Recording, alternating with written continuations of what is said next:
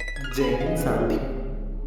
आज फिर से मैं आप लोगों के समक्ष एक छोटी सी कहानी लेकर उपस्थित हूँ, जिसका शीर्षक है अयोध्या के राजा राम। यह कहानी है अयोध्या के राजा रामचंद्र की।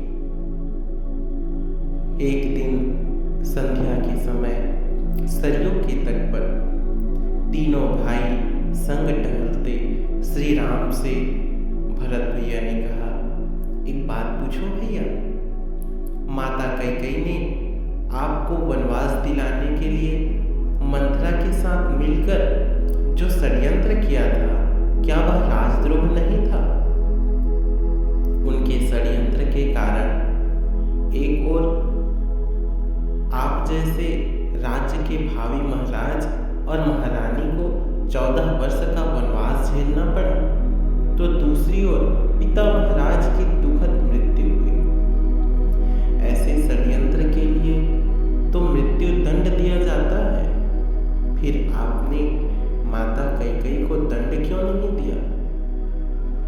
राम मुस्कुराए, बोले, जानते हो भरत, किसी कुल में एक चरित्रवान और धर्मपरायण पुत्र जन्म भी ले ले तो उसका जीवन उसके असंख्य पीढ़ी के पितरों के सारे अपराधों का प्रायश्चित कर देता है। और जिस माँ ने तुम जैसे महात्मा को जन्म दिया, उसे दंड कैसे दिया जा सकता है? भरत श्री राम जी की बातों से संतुष्ट नहीं होते हैं। भरत कहते हैं, फिर तो यह मोह है भैया, और राजा का दंड विधान तो मोह से मुक्त होता है।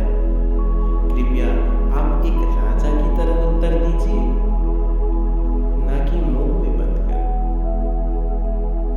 आप एक राजा की तरह बताएं कि आपने माता को दंड क्यों नहीं दिया।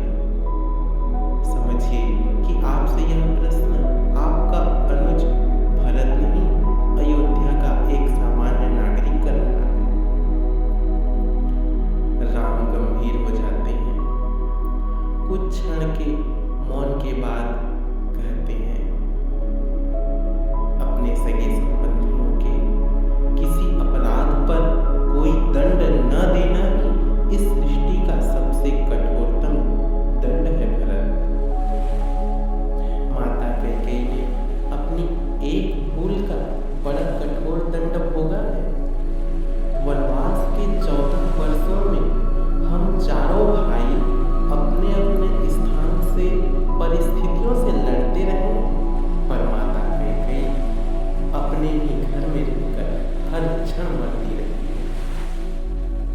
अपनी एक भूल के कारण उन्होंने अपना पति खोया, अपने 4 बेटे खोए, अपना समस्त सुख सम्मान खोया। फिर भी वे उस अपराध बोझ से कभी मुक्त न हो सकी। वनवास समाप्त हो गया तो परिवार के शेष सदस्य प्रसन्न और सुखी हो गए, पर वे कभी प्रसन्न न हो सके। कोई राजा किसी स्त्री को इससे कठोर दंड क्या दे सकता है? मैं तो सदैव यह सोचकर दुखी हो जाता कि मेरे कारण मेरी माँ को इतना कठोर दंड भोगना पड़ा। राम के नेत्रों में जल उतर आया और भरत आदि भाई मौन हो गए। राम ने फिर कहा, और उनकी भूल को अपराध समझना ही क्यों भरत? यदि मेरा वनवास न हुआ होता तो संसार भरत और लक्ष्मण जैसे भाइयों के अतुल्य भारतीय प्रेम को कैसे देख पाता? मैंने तो केवल अपने माता पिता की आज्ञा का पालन मात्र किया था।